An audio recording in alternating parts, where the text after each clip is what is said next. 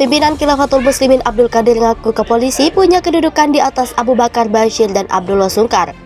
Setelah dilakukan penyelidikan dan penyidikan, ditemukan adanya pelanggaran hukum.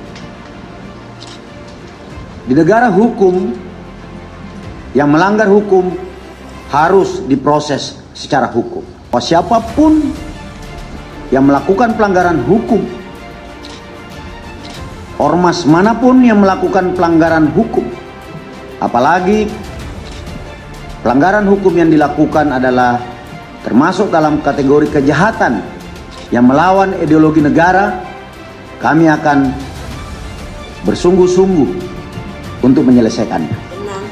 Ini kesempatan besar sehingga sekarang pemerintah itu paham apa yang sebenarnya. Sebab kita bawa Piagam Jakarta dulu itu bukan orang Islam saja, justru karena ada orang lain Yahudi, sehingga sama-sama membela negara ini dengan Piagam Madinah itu. Sekarang Piagam Madinah itu kita praktek di dunia ini, tidak ada satu negara pun yang memprakteknya kecuali Khilafatul Muslimin. Piagamnya itu Pancasila 45 itu oleh kiai. Kalau kita nyimpang kita salah. Nah, mereka memiliki 25 pondok pesantren sementara ya. Tetapi apabila dihitung unitnya, karena ada tingkatannya itu terdiri dari 31. Ini baru sementara, kami akan berkembang terus mencari sekolah-sekolah yang terafiliasi. Oleh karenanya, fungsi informasi yang diberikan kepada masyarakat, menyampaikan informasi yang benar kepada masyarakat tentang bahaya ini, untuk mendapat perhatian dari masyarakat, untuk mendapatkan alert dari masyarakat, kewaspadaan diri terhadap ancaman ini. Oleh karenanya, kami minta bahwa tadi disampaikan ormas ini melanggar hukum di Indonesia dan mereka melakukan propaganda untuk mengajak masyarakat lain mengikuti faham mereka. Oleh karenanya, tugas kita bersama untuk menghindarkan mereka terjerumus dalam faham ini. Pimpinan Khilafatul Muslimin Abdul Qadir Baraja ngaku ke polisi punya kedudukan di atas Abu Bakar Bashir dan Abdullah Sungkar. Pimpinan Khilafatul Muslimin Abdul Qadir Hasan Baraja mengklaim memiliki kedudukan lebih tinggi dari Abu Bakar Bashir dan Abdullah Sungkar. Diketahui, Bashir merupakan pimpinan Majelis Muhajidin Indonesia dan Abdullah merupakan pendiri Jamaah Islamiyah. Direktur Reserse Kriminal Umum Polda Metro Jaya Kombes Pol Hengki Haryadi mengungkap hal ini berdasar hasil pemeriksaan langsung terhadap Abdul Qadir.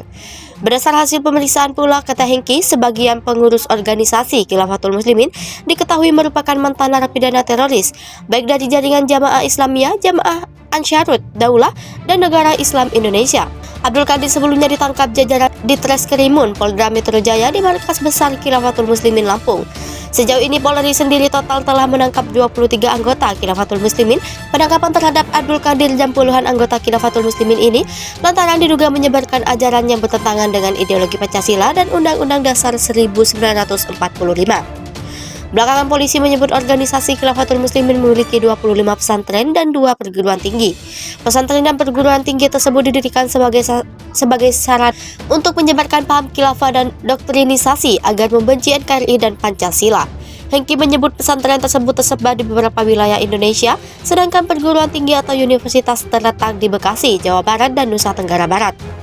Dalam pelaksanaannya, kata Hengki, Abdul menunjuk tersangka AS sebagai Menteri Pendidikan Khilafatul Muslimin. Dia bertanggung jawab menyebarkan paham khilafah dan doktrinisasi.